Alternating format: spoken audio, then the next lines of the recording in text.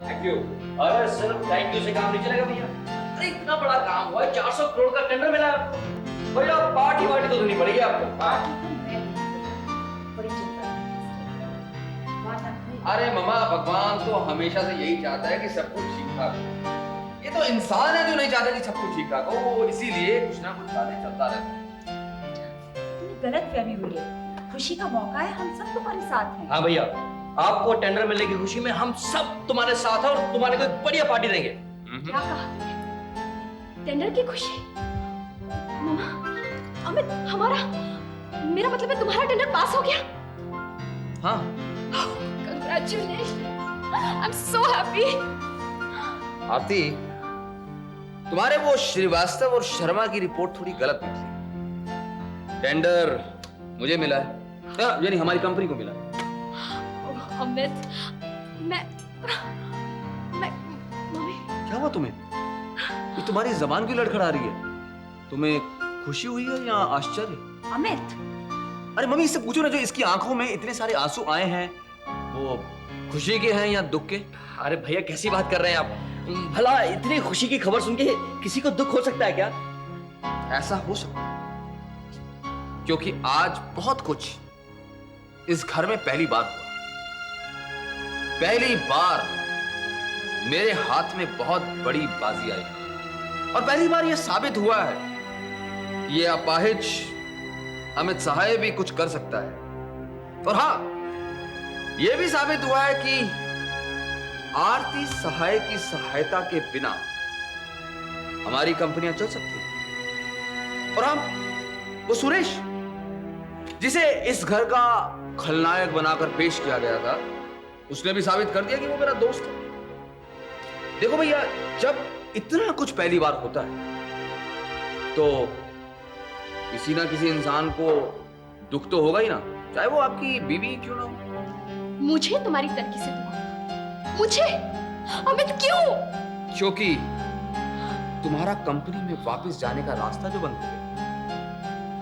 आरती, मुझे पता है कि अभी भी तुम घर के कामों में और गृहस्थ के कामों में इंटरेस्ट नहीं ले रही हो। ऑफिस और काम का भूत तुम्हारे सर से अभी उतरा नहीं है, उसे उतारो। ये बिजनेस, ये टेंडर, ये सब मुझ पर छोड़ दो और एक अच्छी पत्नी की तरह मेरे लिए गर्मा गर्म कप चाय का बनाकर लाओ। मैं नौकरों के हाथ की चाय पी कर बोर हो गया। जाओ। तुमने सुना नहीं?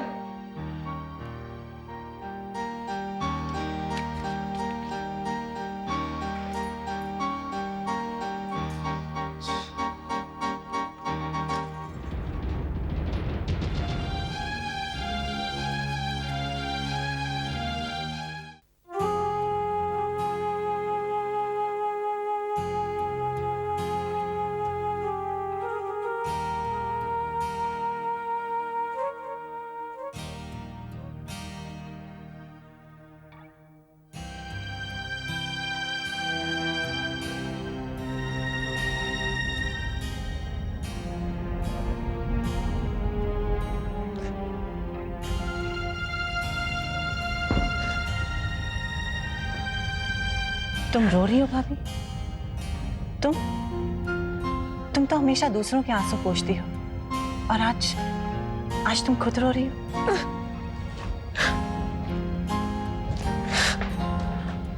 मैं हर इल्जाम सह सकती हूँ, लेकिन अपने पति के टेंडर पास होने पर मुझे दुख हो रहा है। ये सब मैं सह नहीं सकती।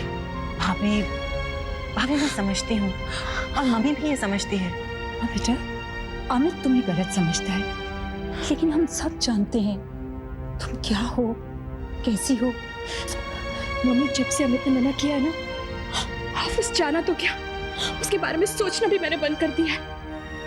लेकिन अगर कोई मुझे फोन करता है, मुझसे मिलने आता है, तो इसमें मैं क्या कर सकती हूँ? मेरी खुशी तो इस घर में ही है। यही तो तुम्हारी खासियत है भाभी, जैसे हालात होते हैं उनमें अपने आप को ढाल लेती हो। ऑफिस में काम किया तो पूरी लगन के साथ, अब घर को संभाल रही हो तो पूरी मेहनत के साथ। ये मेहनत की लगन कभी बेकार नहीं जाते भाभी। देख लेना, एक ना एक दिन अमित भैया को महसूस हो ही जाएगा कि वो गलती पर थे। बिल्कुल बेटा, और उसमें ज्यादा वक्त नहीं लगेगा, क्योंकि अच्छाई लाई, ज्यादा देर तक नहीं छुपते। तुम हिम्मत रखो बेटा। थैंक यू मम्मा, thank you very much, thank you. मम्मा, आज रितु के मॉडलिंग का पहला सेशन है ना, आप उसे फोन करके देखिए ना सब कुछ कैसे गया। मैं जब तक अमित को दवाई देकर आती हूँ।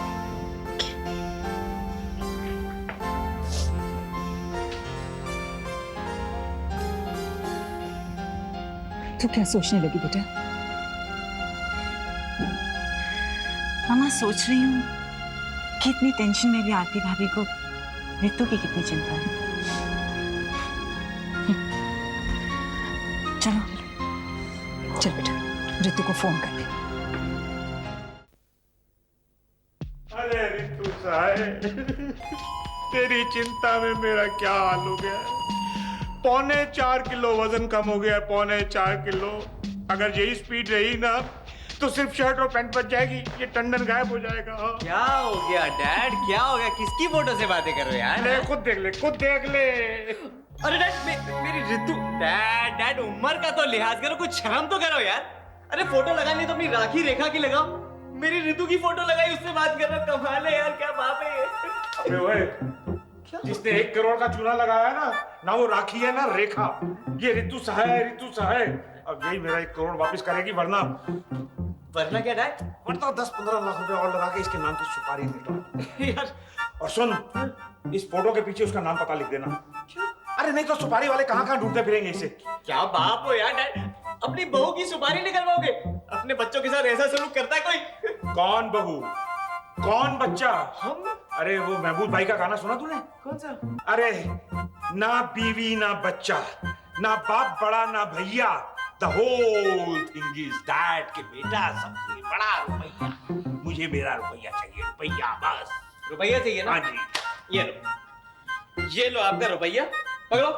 और ये रितु की फाइल बंद करो, बिल्कुल बंद करो। अबे ओ घोंचू, अरे तूने मुझे भिखारी समझ रखा है क्या? अरे इस 1 रुपए के आगे 1 करोड़ के लिए मालूम है कितने जीरो लगते हैं?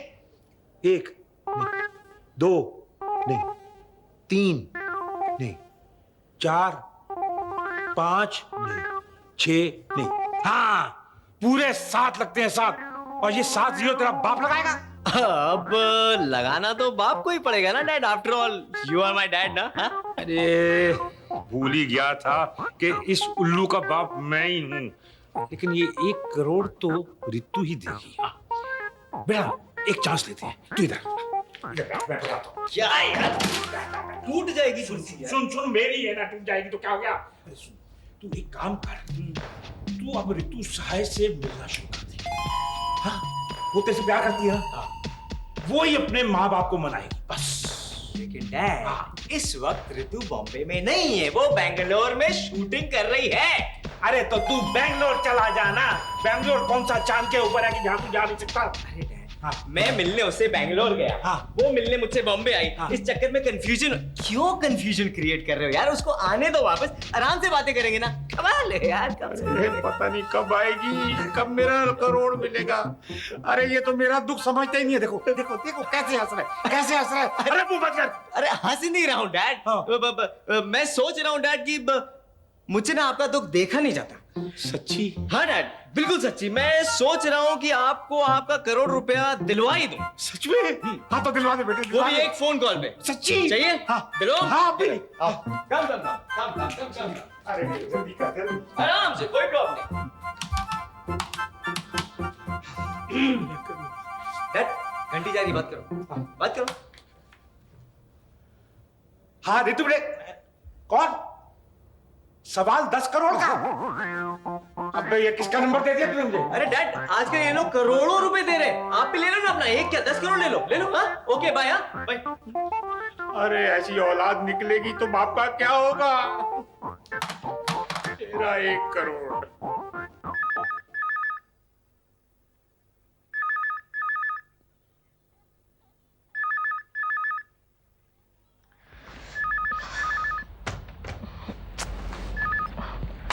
हेलो। मिस मधु, यस। जिस रात चंदन मित्रा की डेथ हुई, जरा पता लगाना वो किस किस से मिला था। चंदन मित्रा की डेथ एक एक्सीडेंट नहीं, मर्डर था। व्हाट? आप कौन बोल रहे हैं? हेलो, आप कौन बोल रहे हैं? Hello, hello.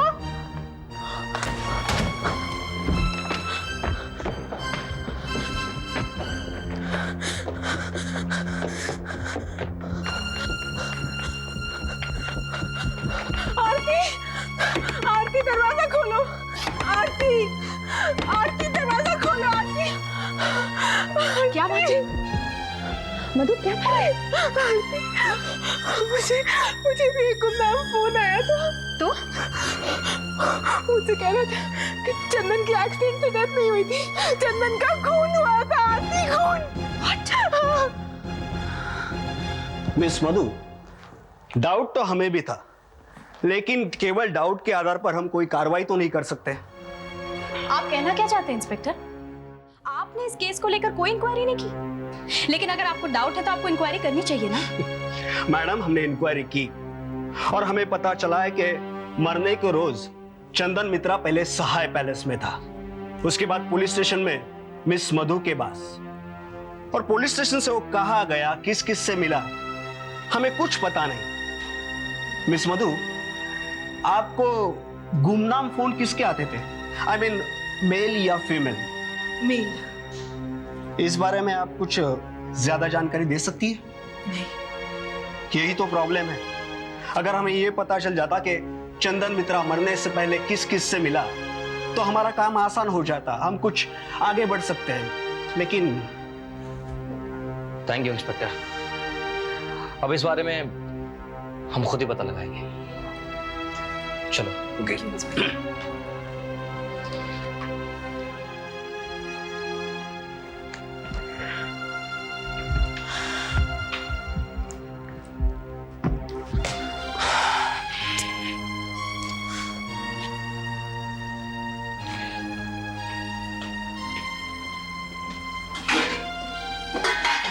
क्या हुआ मधु, कुछ काम की बात पता चली कि नहीं? नहीं, हम चंदन के सारे दोस्तों से मिले, लेकिन उस दिन वो किसी से भी नहीं मिला था। और भाभी, बिना किसी बात का पता चले हम लोग आगे भी तो नहीं बढ़ सकते। अब इतने बड़े शहर में चंदन मित्रा उस रोज किससे मिला था किससे नहीं, कहना बहुत मुश्किल है। अगर कोई हल्का सा भी क्लू मिल जाए। एक मिनट। तुम लोग पुरानी बात याद करो। मधु, ये जो कुछ भी हुआ तुम्हारे प्रेस में आग लगने के बाद हुआ ना? हाँ, तो तुम्हारे प्रेस में आग लगने से सबसे ज्यादा फायदा किसको हो सकता था? नेचुरली काबरा को। एग्जैक्टली। शायद चंदन मित्रा ऐसी कोई बात करने काबरा से मिलने गया होगा। नहीं आती, मेरा चंदन भला काबरा से क्यों मिलेगा? वो बाद में बदल चुका था। हाँ, मैं मानती हूँ कि वो बदल चुका था। शायद इसीलिए वो काबरा से तुम्हारे प्रेस की बात करने गया होगा कि उसमें आग कैसे लगी। लेकिन भाभी, मेरी एक बात समझ में नहीं आती। चलिए मान लेते हैं कि उस रोज काबरा से चंदन मित्रा मिलने गया था, तो भी अगर हम काबरा से ये सवाल करेंगे कि चंदन मित्रा उससे उस रोज मिला था या नहीं, तो काबरा तो साफ इनकार कर देगा। एक मिनट, मैं जब भी काबरा की बिल्डिंग में गई हूँ ना, तो उसके नीचे जो सिक्योरिटी वाले हैं ना, वो हर आने जाने वाले विजिटर का पूरा रिकॉर्ड रखते हैं, यहाँ तक कि वो रजिस्टर में साइन कराते हैं। अगर चंदन उस दिन वहां गया होगा ना, तो उस रजिस्टर में चंदन ने जरूर साइन किया होगा। अगर वो रजिस्टर मिल जाए ना, तो बात आगे बढ़ सकती है। यस। वो रजिस्टर हमें जरूर मिलेगा। मैं लेके आऊंगा उसे। Good morning sir. Good morning sir, जैसा कि आपने कहा था, हमने पता लगा लिया है। 17 तारीख को चंदन मित्रा काबरा से मिलने गया था। मिस्टर संदीप, ये आप लोगों का अंदाजा है या कोई सबूत भी है आपके पास? अंदाजा तो हमें पहले से ही था इंस्पेक्टर, अब हमारे पास सबूत भी है। कैसा सबूत? एक सेकंड सर। रामदेव साहब को तुम्हारी सोसाइटी में आने जाने वालों का रिकॉर्ड दिखाओ। मिस्टर संदीप, ये रामदीन कौन है? इंस्पेक्टर साहब, ये काबरा के बिल्डिंग का सिक्योरिटी गार्ड है। इस रजिस्टर में उन सब लोगों की एंट्री है जो काबरा के यहाँ आते हैं। दिखाइए। ये देखिए सर, 17 तारीख। देखिए इसमें साफ साफ लिखा है चंदन मित्रा 9:25 PM। ये देखिए उनके साइन भी हैं, चंदन मित्रा।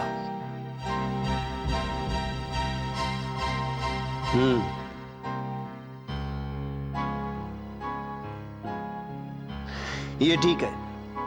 इसके बिना पर हम लोग मिस्टर काबरा से कुछ पूछताछ कर सकते हैं। आप में से 2 लगाइए मेरे सर।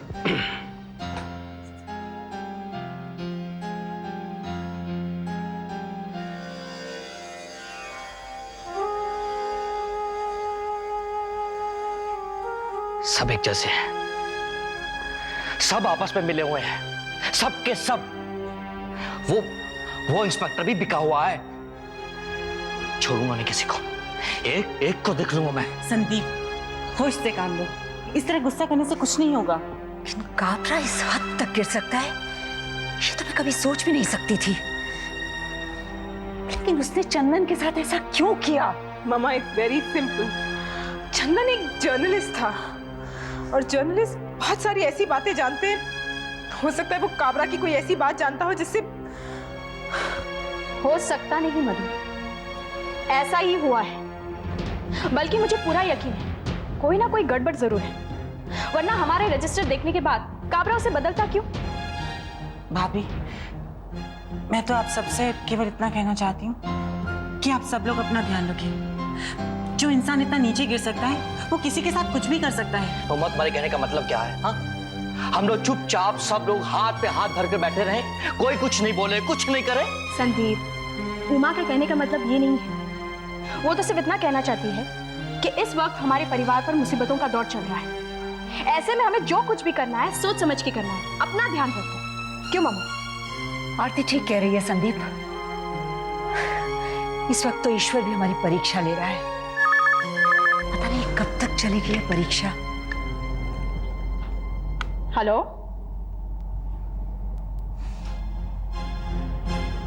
क्या?